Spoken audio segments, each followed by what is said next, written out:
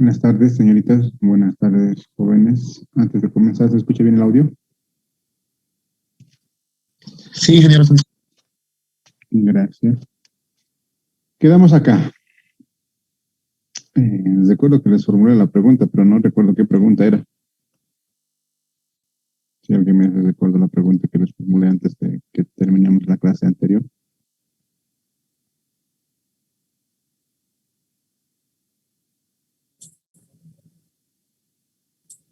Era si es mayor la cantidad de acero en una determinada base que es pequeña, ingeniero. Mm.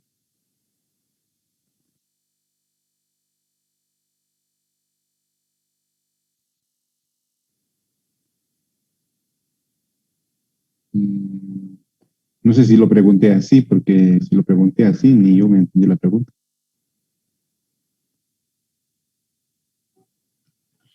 Bueno, es que me perdí en qué estábamos. No. Bueno, seguiremos. Lo siguiente sería, estábamos dibujando este planito en planta, vamos a dibujar su planito en corte. Lo que vamos a hacer ahora es dibujar, segundo, este, su corte de ese plano, ¿no? Tendríamos acá las 13 basas, lógicamente ustedes en sus planos van a dibujar las n barras que les salga. Hay que dibujarlas acá, yo los voy a poner ahí nomás. Y van a estar seguramente a una separación S, ¿verdad? Que ya vimos. Entonces, lo que nos faltaría a esto es también darle su... ¿no? En hormigón armado se acostumbra a posicionar, ¿vale? Es decir, colocarle posición a una armadura, ¿no? No sé si ustedes lo hacen de igual manera, ¿no? De todas maneras, acá no lo estamos poniendo la posición, solamente estamos colocando directamente que son 13, si no me acuerdo, 13 barras y de 16 cada 211, si no me equivoco, ¿eh? Cada 211, ¿no? Y en el otro sentido, también por ser simétrico, no solamente por simetría, sino porque también es cuadrada la zapata, debería dar lo mismo, ¿no? Tanto la zapata como la columna son cuadradas, entonces debería dar lo mismo. ¿Cómo yo podría verificar si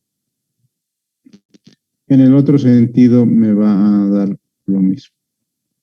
La pregunta va para ustedes. ¿Qué tendría que modificar, no? Para que yo calcule en el otro sentido. Hemos calculado este sentido, ¿no? Directamente estoy asumiendo que como es cuadrado, en el otro sentido, transversal a estas barras, voy a tener también la misma cantidad de acero. Para eso tendría que verificar. Entonces, ¿qué variaría en el otro sentido? Sería lo mismo. Señores, la pregunta va para ustedes. Quiero ver si han captado lo que es hormigón armado en zapatos. La altura útil, ingeniero, menos el phi de 16. Muy bien, señor Víctor. Entonces, nosotros en el primer cálculo que hemos hecho hasta acá, ¿verdad? Hasta lo que es el eje de este acero. Teníamos un D.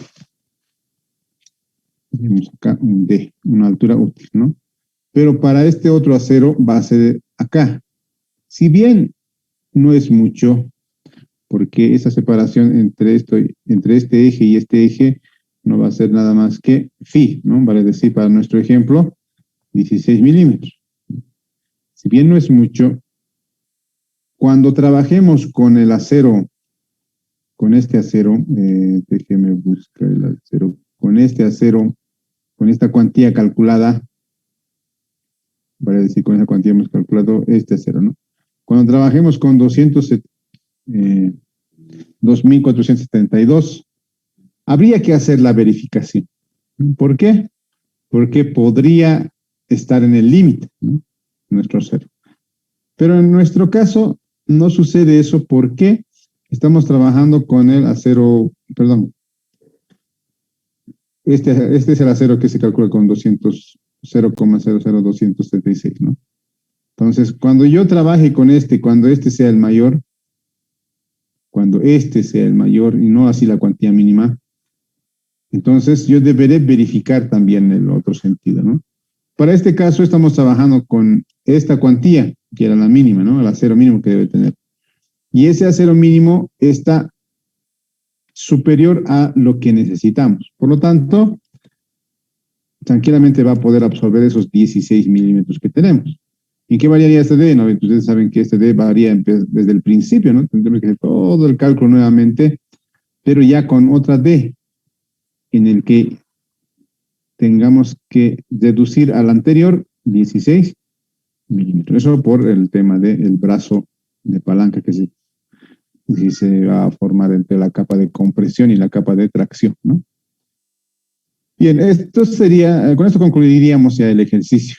¿Alguna duda, jóvenes, con el ejercicio, ejemplo 1?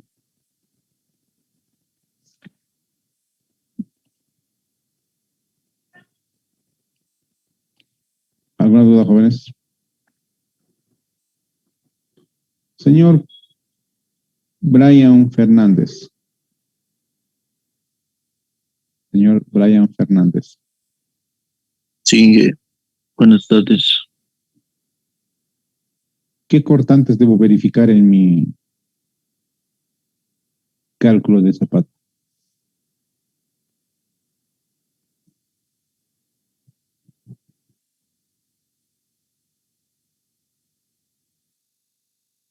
Les he preguntado a ustedes si tenían dudas. Si no me dicen si no me dicen sus dudas, entonces ¿qué quiere decir? Que está entendido y está todo claro, ¿no? Y les pregunto y ni saben dónde están parados. Señor o señorita Jessica Chipana, ¿qué cortantes se verifica en la zapata?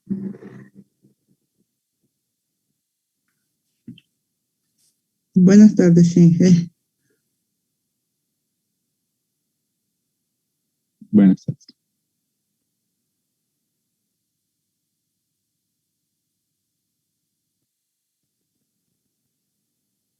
Señor Diego Quispe, ¿qué cortante se verifica en la zapata?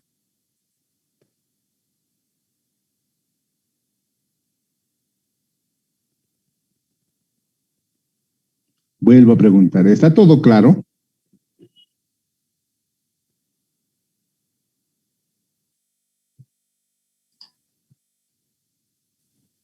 En este momento ingresamos todos nuestros códigos a la sala de chat. Todos los códigos a la sala de chat. Solo voy a tomar en cuenta los códigos que estén dentro de este minuto de la grabación. No van a ingresar los que posterior a este minuto, porque se han dormido, creo.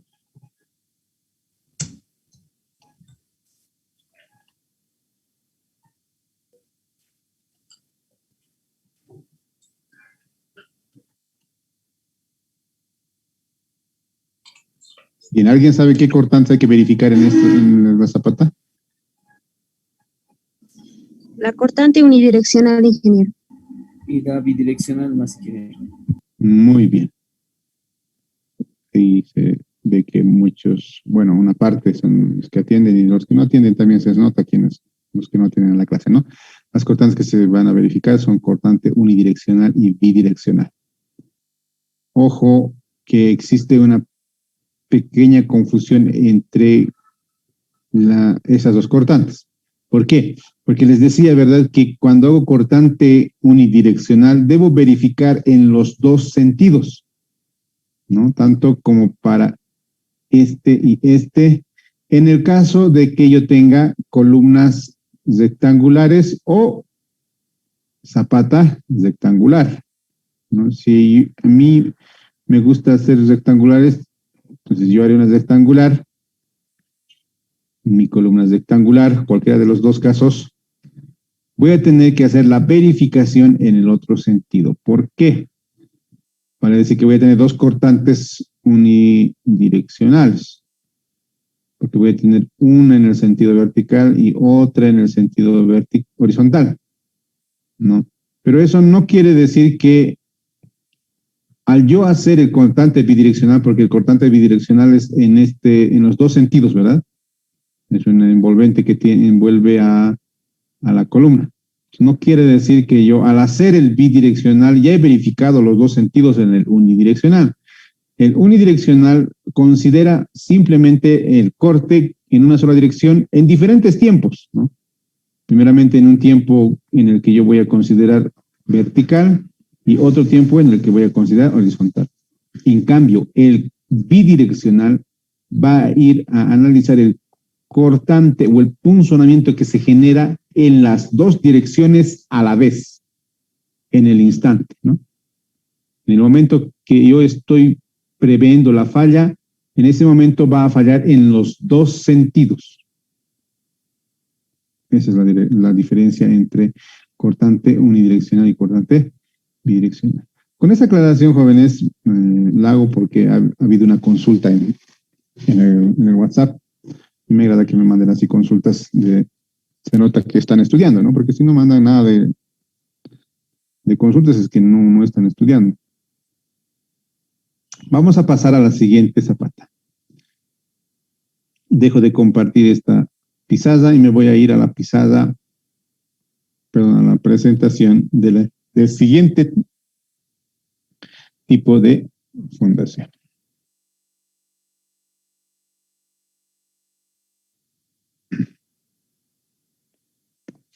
Estamos todavía en lo que son zapatas aisladas.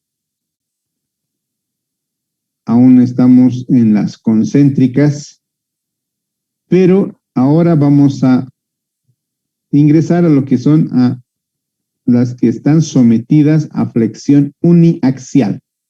Y quiero decir con esto que tenemos un momento flector en uno de los ejes, ¿no? En uno de los ejes. De ahí que tenemos el denominativo flexión uniaxial.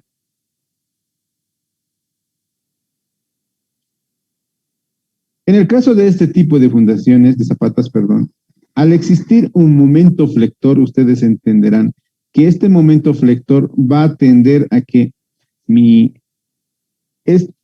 zapata trate de voltearse en este sentido, ¿no? Esta fuerza PU entra e ingresa hacia la zapata y se transmite hacia el suelo, ¿recuerdan? Y las reacciones eran uniformes, ¿no? Porque solamente existía esa carga última.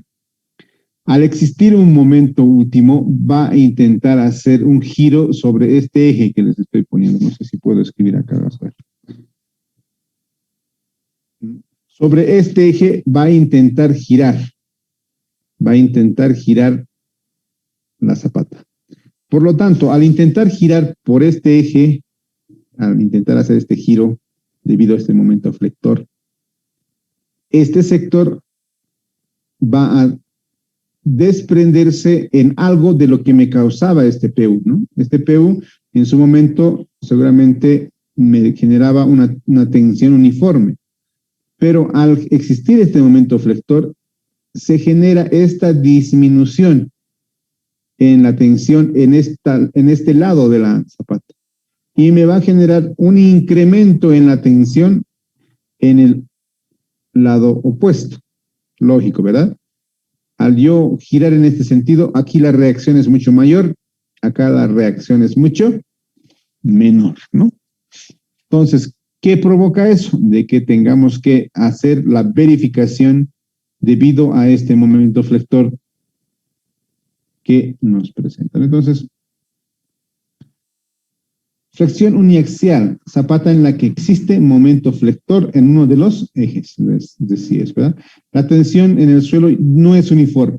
¿Por qué? Ya les expliqué por qué, B, ¿verdad? Debido a que este momento flector está tratando de hacer el giro, incrementa en un lado la tensión, disminuye en el otro, por lo tanto no es uniforme ahora la tensión. Entonces se produce algo así más o menos, ¿no? Yo tenía con mi zapatita, la que conocíamos, la que hemos visto en el anterior ejemplo, teníamos nuestro P y a esa P el suelo se accionaba con un Q, ¿no? Que básicamente estaba por esta cosa, ¿no? Con este Q. Pero al yo incrementar el momento flector, al sumarle un momento flector, va a provocar este giro. Les decía, no, aquí se va a ver mejor. En los que acá va a haber una tensión negativa, que si yo analizo simplemente esto, que va a haber una tensión negativa, es lógico, ¿verdad? Que si gira sobre este punto, si giro sobre ese punto, esto va a tratar de levantarse, esto va a tratar de bajar. Por lo tanto, aquí se van a producir tensiones negativas, acá se van a producir tensiones positivas, ¿no?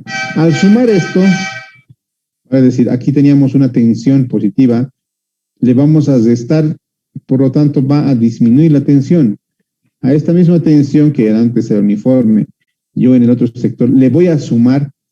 Al sumar esto más esto, va a incrementar mi tensión, ¿no? Entonces, eso se genera debido a un momento flector en uno de los ejes.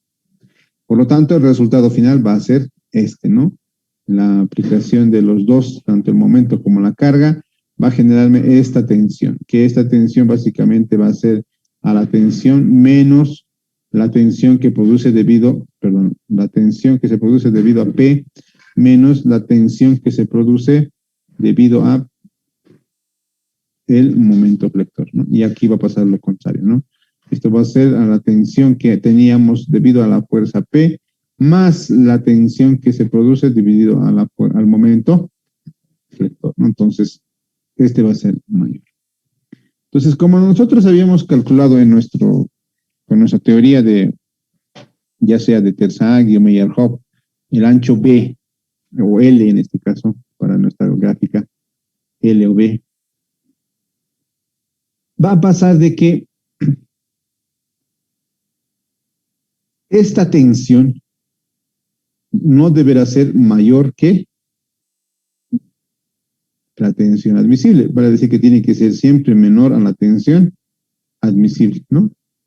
Siempre tendrá que ser menor. Lógicamente esto va a ser menor, ¿no? Pero acá tenemos que verificar que este no sea negativo, ¿no? Por lo tanto, este va a tener que ser siempre, mayor a 0. Tenemos que verificar que esa tensión mínima sea mayor a 0. Lo puse acá en L, bueno, el texto lo muestra acá en L. ¿Por qué? Porque al tener nosotros este tipo de zapatas, directamente nosotros tenemos que trabajar con zapatas rectangulares, ¿ya? Cuando tengamos momento flector uniaxial, voy a trabajar con zapatas rectangulares. El lado L va a ser en el sentido en el que está actuando mi momento flector. Lógicamente acá en profundidad vamos a tener B, ¿no ven? Nuestra zapata siempre va a ser B por L, donde L ya sabemos que siempre va a ser mayor que B. Para las zapatas rectangulares, L siempre va a ser mayor que B. ¿Qué quiere decir? Que yo al lado mayor le voy a bautizar con el nombre L y al lado menor le voy a bautizar con el nombre B, ¿no ven? Entonces, eso para acá. Seguiremos. ¿Alguna duda hasta acá? ¿Qué está pasando? ¿Por qué se está generando esta variación en las tensiones? ¿Alguna duda, jóvenes?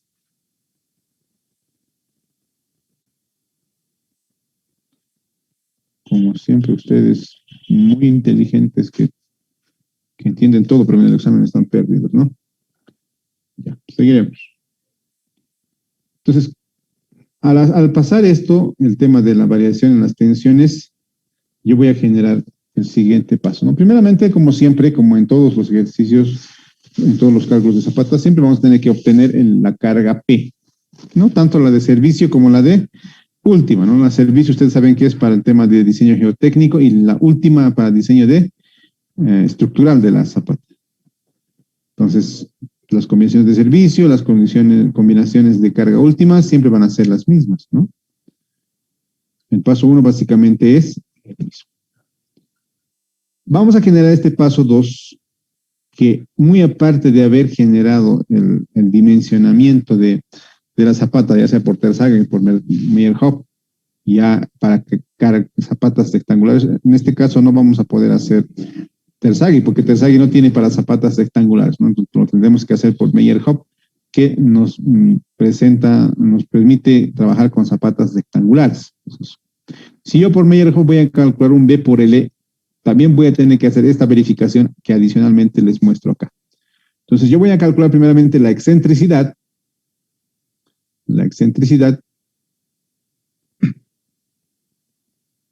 con ayuda de el momento y la carga de servicio. Ojo que ambos son de servicio.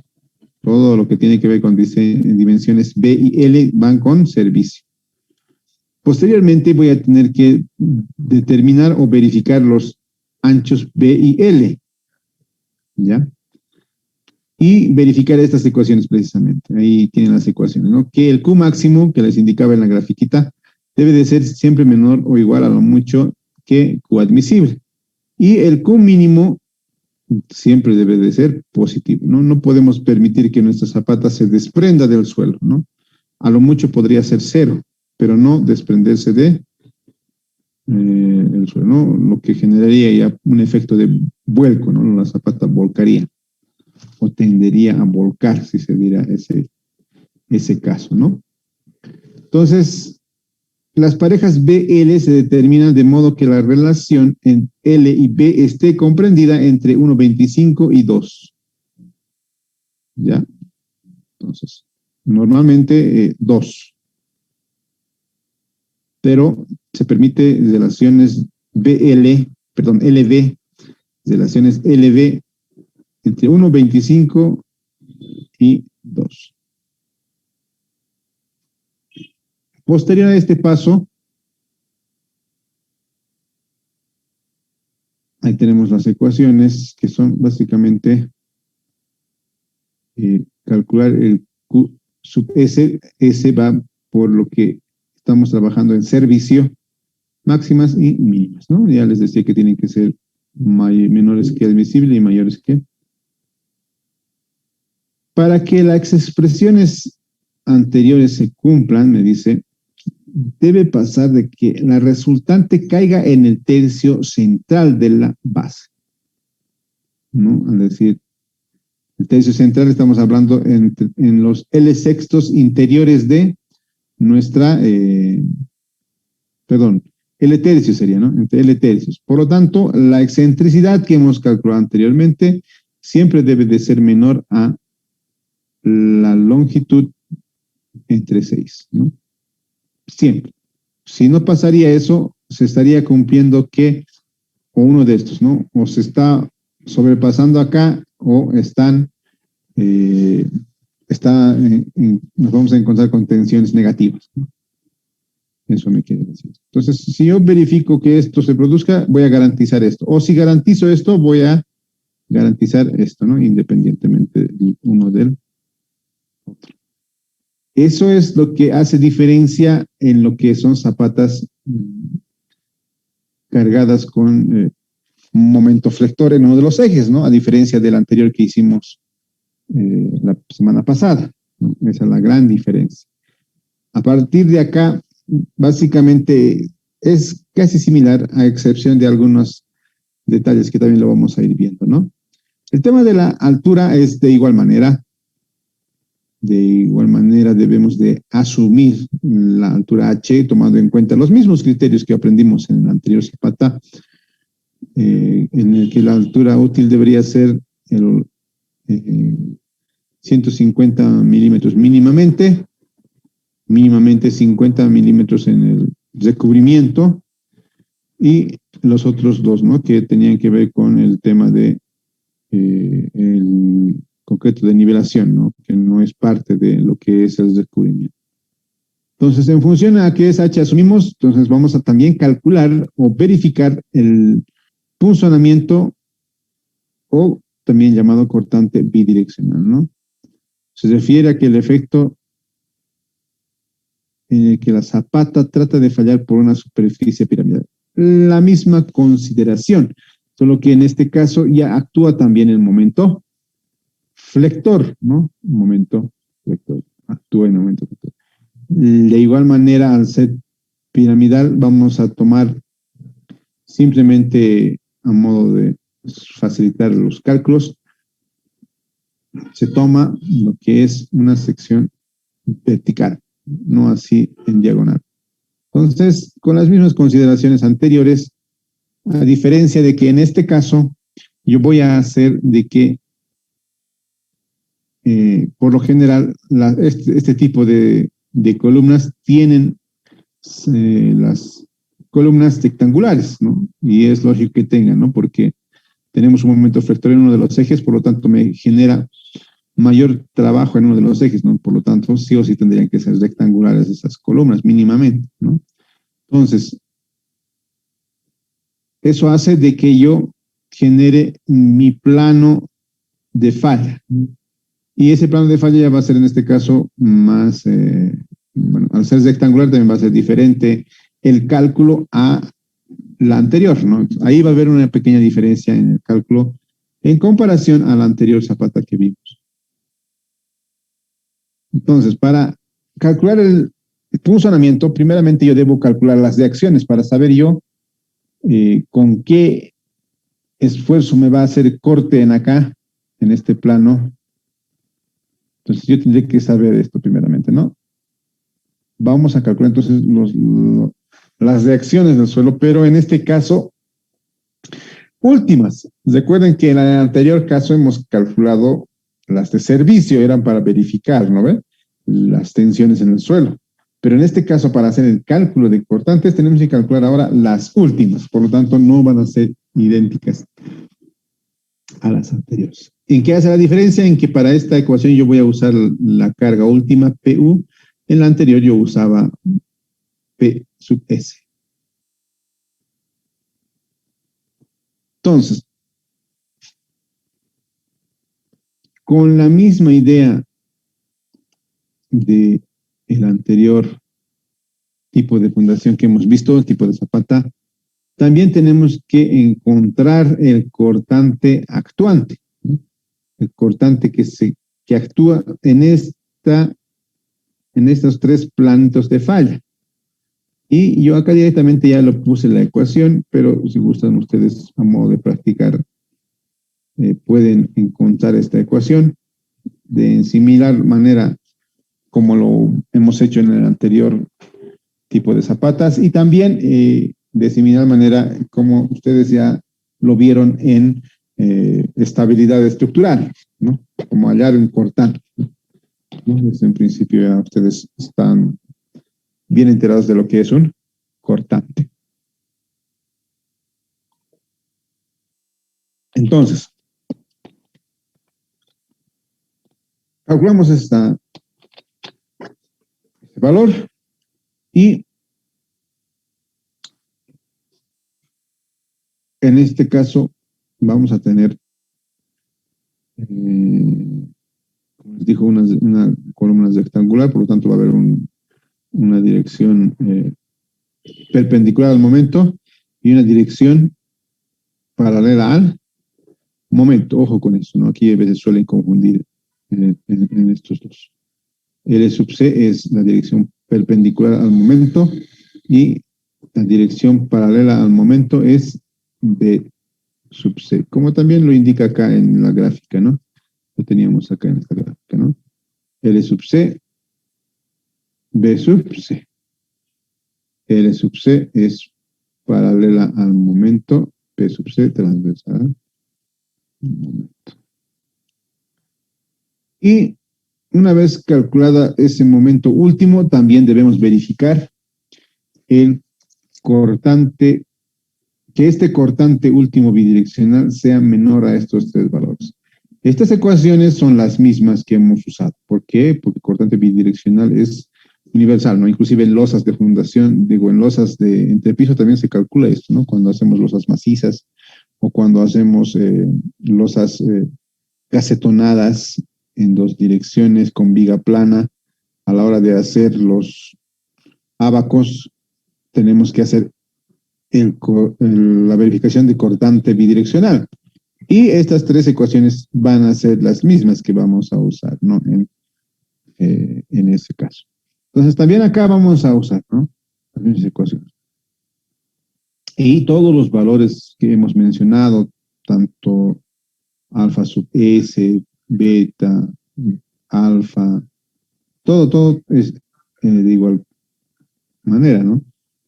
Siendo B sub 0 el perímetro de la sección crítica. Para nuestro caso, el perímetro va a estar dado por esta ecuación, que no es más que el perímetro este que lo veíamos antes en la gráfica en rojo, ¿no? Acá, este perímetro, ¿no? Que no sería más que multiplicar 2 veces esto más esto, para que ya encuentre todo el perímetro, ¿no? Este perímetro que está todo de rojito acá, ese perímetro es P sub 0. Entonces sería L sub C más D más B sub C más D. Entonces acá así lo calculan, ¿no?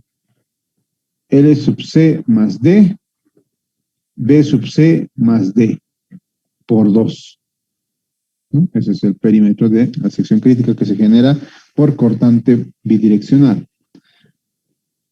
De igual manera, para este caso, beta va a ser la relación lado largo L sub C con lado corto de la columna o pedestal.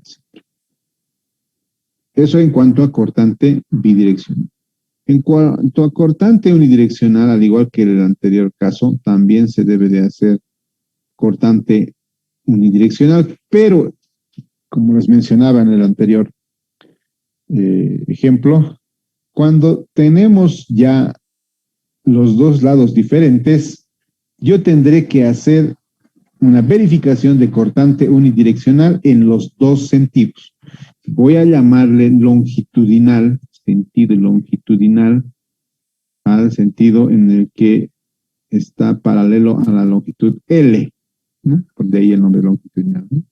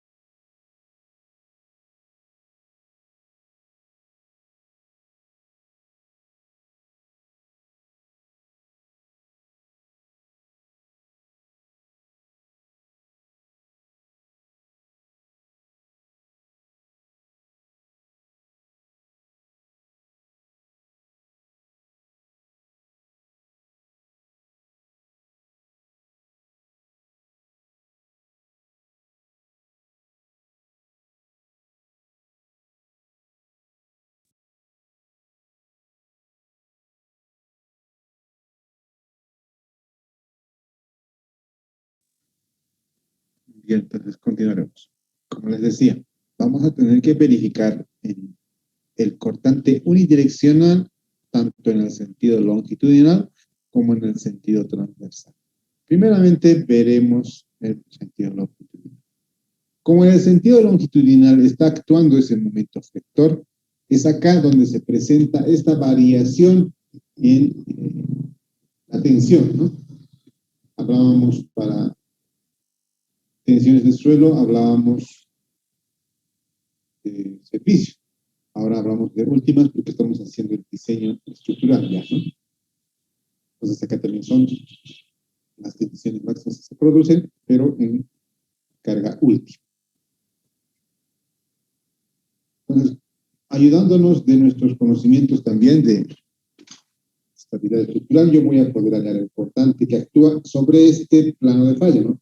Siendo que este es un plano, si bien lo vemos de vista, esta vista en planta como una línea, esta línea se transforma en una sección, ¿no? Esta que estoy tachando acá con rojo, va a ser la sección esa en la que se está produciendo el cortante, ¿no? Esto a una distancia, perdón, esto siempre a una distancia D para el cortante, ¿no? A una distancia D para el cortante.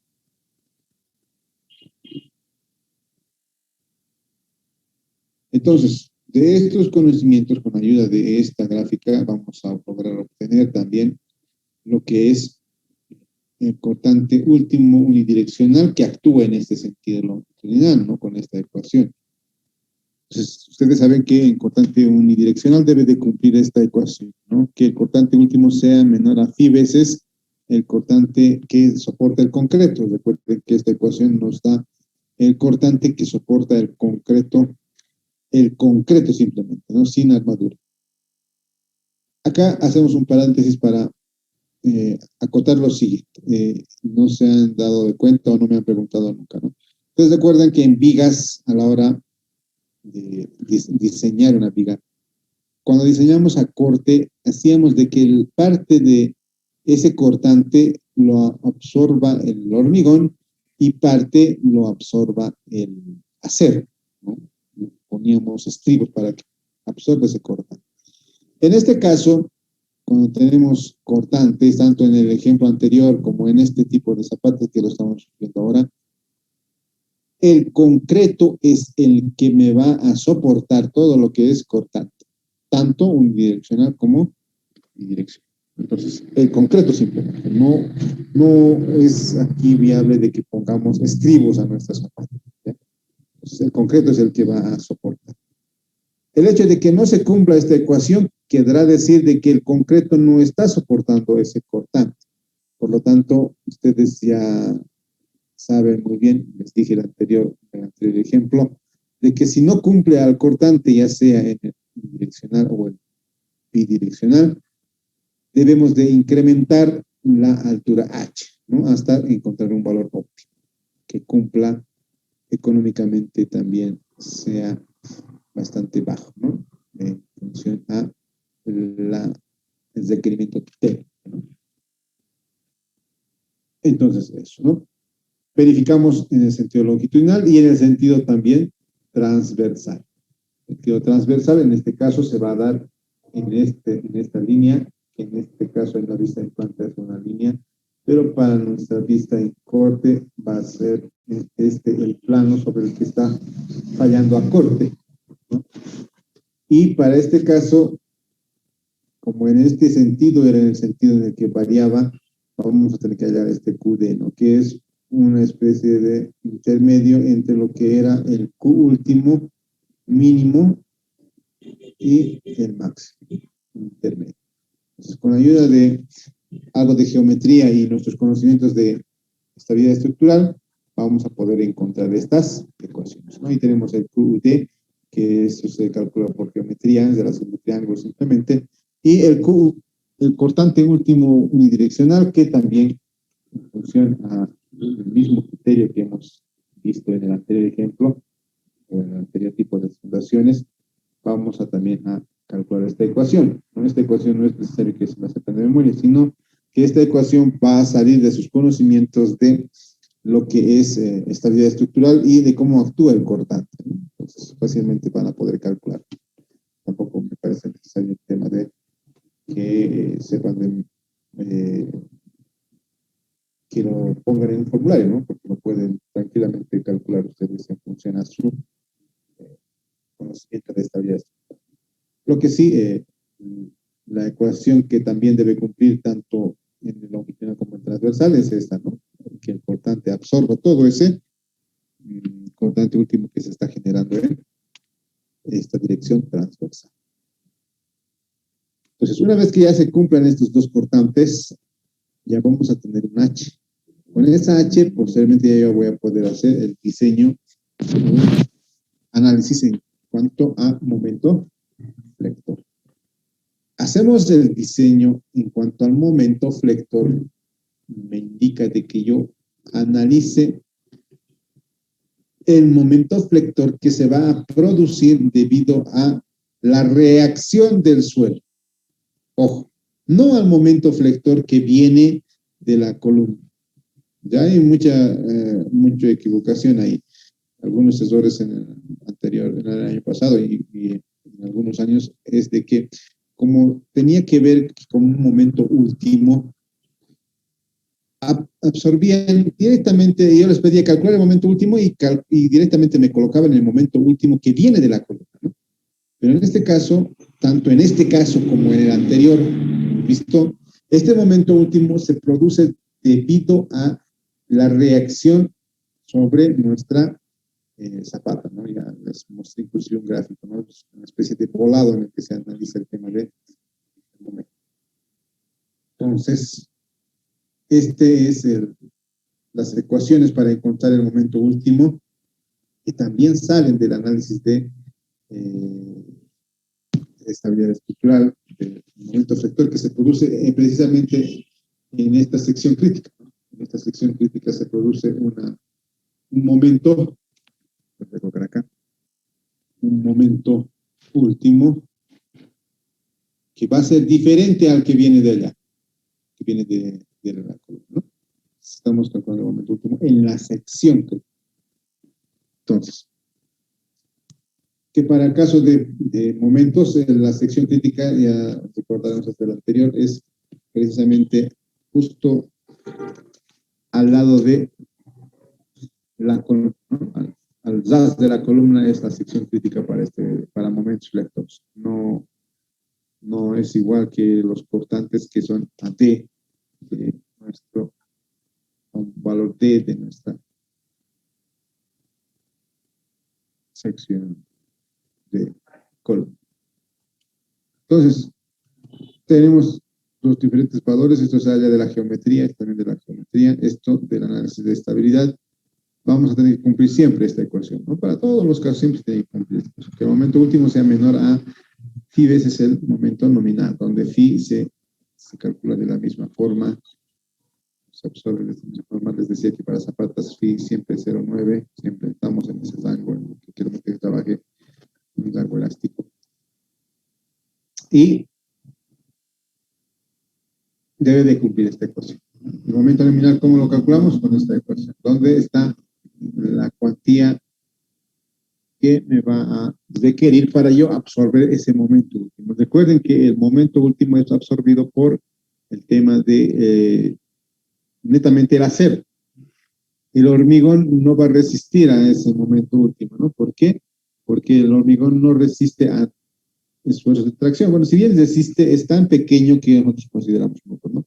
Para los que no sabían y no les han indicado el hormigón armado, el hormigón resiste a tracción un 10% de lo que resiste a compresión, ¿no? Aproximadamente un 10% de lo que resiste a compresión. Al ser tan pequeño, nosotros consideramos de que es nulo, ¿no? Pensamos de que el hormigón, no, nos hacemos la idea de que el hormigón no me va a resistir nada de tracción, por lo tanto, todo lo que es tracción va a tener que ser absorbido por un acero. Y ahí entra este valor de Rho. Momento último Entonces, al tener yo también, me olvidaba, al tener estos dos sentidos, voy a ir a la gráfica un poco esta gráfica. Al tener yo tanto el sentido transversal en este caso, y en la anterior gráfica un sentido longitudinal, por lo tanto yo tendré que hacer un diseño de momento flector en los dos sentidos también, ¿no? Entonces acá tenemos en el sentido longitudinal y más adelante acá tenemos en el sentido transversal, longitudinal y transversal. Entonces, al tener yo dos momentos últimos, voy a generar también dos cuantías, ¿no? Longitudinal y transversal, valga la redundancia. Y al generar estos dos, a estos dos momentos voy a tener dos aceros, ¿no? Dos áreas de acero. Entonces, el acero en un sentido y en el otro podrían ser iguales o podrían ser también diferentes, ¿no? Eso se tiene que hacer calculando. No les voy a decir que siempre van a ser diferentes. Alguna vez ha salido igual. Cosas de la vida que a veces salen igual, pero por lo general son diferentes tanto los aceros como las separaciones, ¿no? Dependiendo del momento flector. A veces el momento flector es tan grande que necesitamos mayor cantidad de acero. Todos los parámetros que hemos usado, tanto beta, alfa, van a ser los mismos que hemos usado en el anterior, con una excepción, que en el sentido transversal, yo a la hora de hacer mi armado, vamos a generar una banda de ancho similar al ancho P, en el que vamos a reforzar con esta cantidad, ¿no? Vamos a reforzar con esta cantidad, gamma sub S del área total de acero que nos pide. En esa franja vamos a ver, vamos a calcular este gamma sub S en función a la relación que tiene tanto la longitud larga como la longitud corta, ¿no? Entonces, con eso, y el resto de la armadura vamos a distribuirlo en el otro espacio. Lo vamos a entender de mejor manera en un ejemplo seguramente. También se tiene que revisar aplastamiento. También se revisa aplastamiento. Y está en la misma sección crítica, pero a diferencia del anterior, acá vamos a tener rectangulares, ¿no? Va a haber un L y un B. Debemos tener un momento. Para este caso, para aplastamiento, solamente tomamos en cuenta la carga. Por lo tanto, todo el análisis que hacíamos en aplastamientos en el ejemplo anterior va a ser el mismo, ¿no? Disculpen un poquito la distracción, un poquito enfermo de salud. Entonces, con el mismo procedimiento que hacíamos en la revisión de aplastamiento, vamos a hacerlo también para este tipo de separación. De igual manera, vamos a ver el detallamiento de los aceros con los mismos criterios del anterior, a excepción de que en el sentido transversal debemos de colocar, ya les decía, un ancho de banda en el que vamos a colocar más acero que en el resto, ¿no? Eso lo vamos a ver en el ejemplo, van a entender por ahí. Las cuantías mínimas también son similares al anterior. Para este caso, por ejemplo, miren, yo ya lo saqué el otro porque considero que ese es una cuantía que nos genera aceros muy, muy grandes, ¿no? Si ustedes gustan, lo pueden colocar, ¿no? Pero generan aceros muy grandes. Funciona lo que es requerido, básicamente hasta a veces duplica ese valor, ¿no? Bien. Y el tema de longitud de desarrollo, ¿no? Me parece que en el anterior hicimos longitud de desarrollo. Bueno, el siguiente ejercicio ya lo vamos a hacer, la longitud de desarrollo más. ¿A qué nos referimos con longitud de desarrollo? Es la longitud en la que se disipan todos los esfuerzos de tracción, se disipan en cuanto a la adhesión a cero hormigón armado, ¿no? Tienen que trabajar en conjunto. Si se separan el acero y el hormigón, entonces ya nos indica de que va a provocarse una falla. No debemos evitar, por lo tanto debemos verificar esa longitud de esa rueda. Y para eso vamos a necesitar de estas variables que en el ejemplo les voy a explicar de mejor manera cuál vamos a asumir y en qué momento vamos a asumir. Ahí de todas maneras tenemos los criterios con los que debemos asumir estos valores.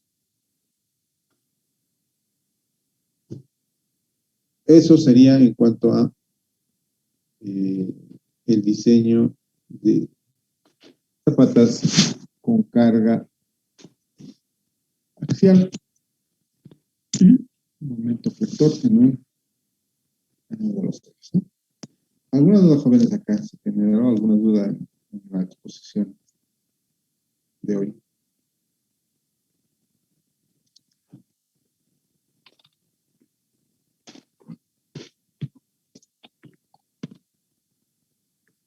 Señores, yo voy a tener que ir consultando a todos, ¿no? Si se ha entendido, es que todos ustedes me pueden explicar de igual manera.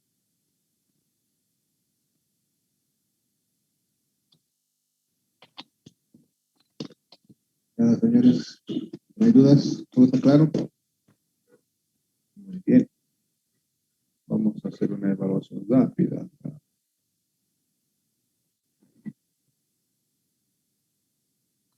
Pero vamos a empezar de comparar. Señor Rolando, código, y salió justo. Señor Rolando, código 11214-1. ¿Por qué se produce esa variación en las tensiones del suelo? La reacción de tensión del suelo.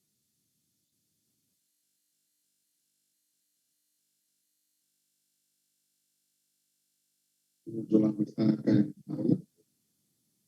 Para empezar. Señor Rolando no está en la demostración. Sin del pique, si no me equivoco, ¿verdad? No era sin del pique. ¿Por qué se produce esa variación, esa diferencia en la tensión?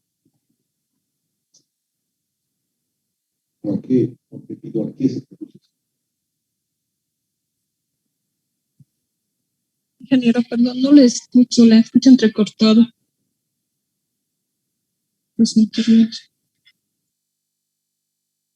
A todos les pasa lo mismo porque para todas las personas a todos les pasa lo Se le mismo. escucha entrecortado, Inge. Inge, no se Se escucha entrecortando y lejos. Sí, no dijeron nada durante toda la de exposición No, y siento. nada, ¿no? A ver, ahora está más cerca, por lo menos. Estoy un poquito mal de la voz, les decía, estoy un poquito delicado de salud, no puedo hablar muy fuerte, pero lo estoy tratando de hacer lo mejor posible. Ahora sí se escucha. Sí, ingeniero, se me escucha. La pregunta iba para la señorita Sindel. ¿Por qué se presenta esa diferencia en las tensiones o debido a qué se produce esa diferencia en las tensiones de acciones del suelo?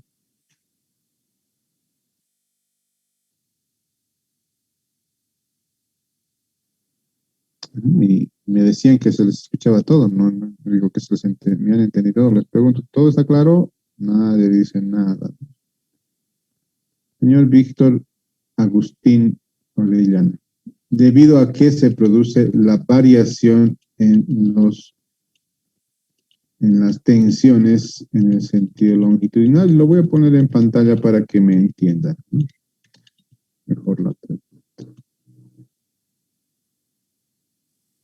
Debido al cambio de área, ingeniero.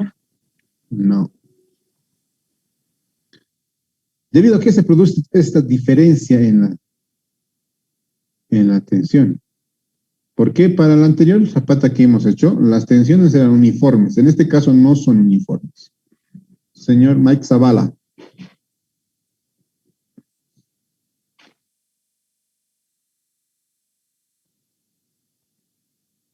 Señor Mike Zavala. ¿Debido a qué son esas? ¿Debido a qué se produce esa diferencia? ¿Por qué hay un máximo y un mínimo? Mike Zavala no está en aula, ustedes son testigos. Sony Coro. Ingeniero, buenas tardes. Ingeniero, es por el momento. Porque está Muy bien, señor. Es consecuencia del momento. Es por la presencia de este momento que tenemos, que viene de la columna, ojo, debido a ese momento, lector, se produce esta variación, y se los expliqué con Chudes en las primeras gráficas, ¿no? Y no les puse eso precisamente porque quería que recuerden algo de lo que avanzamos, ¿no? Precisamente acá se los expuse. ¿Debido a qué, no? Debido a que normalmente cuando es uniaxial y carga céntrica simplemente es una tensión uniforme. Pero debido a este momento flector, una de ellas trata de levantarse, la otra trata de hundirse más, véanlo así si quieren. Por lo tanto, aquí se generan negativos y acá positivos, ¿no? A la hora de hacer la suma de los dos, que sería el caso me va a producir de que en este se disminuya y en este se incremente. Por lo tanto, se va a ver una variación en las dos tensiones, tanto máxima como mínima. ¿Alguna duda, jóvenes? Porque pareciera que no estuviese claro. Cuando les pregunto, no responden o no saben.